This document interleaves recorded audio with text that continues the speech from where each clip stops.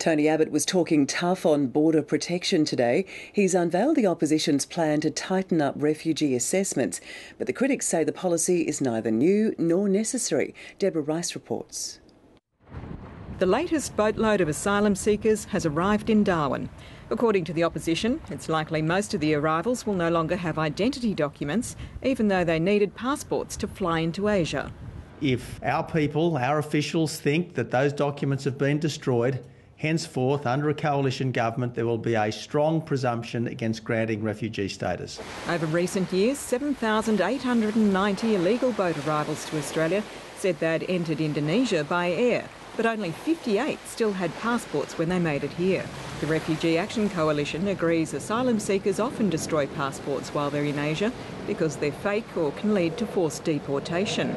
But it says almost all applicants have more reliable forms of identification when they arrive on our shores.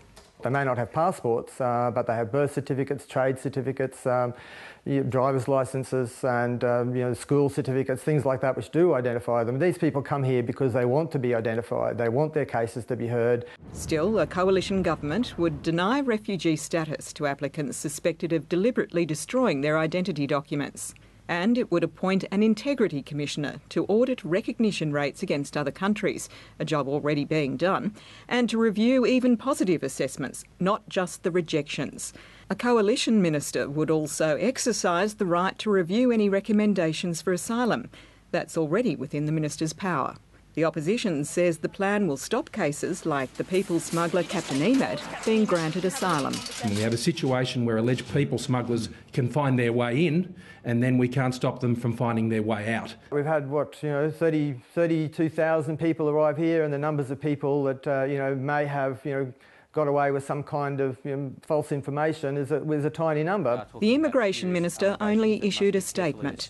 The last thing refugee processing in Australia needs is another layer of bureaucracy and more reviews.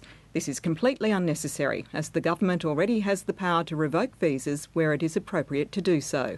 The Greens say the opposition is scaremongering. It is absolutely out of step with international principles, with the guidelines of the UNHCR, and all it is whipping up fear.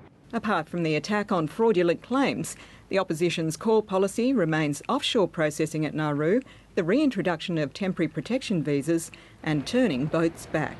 Deborah Rice, ABC News.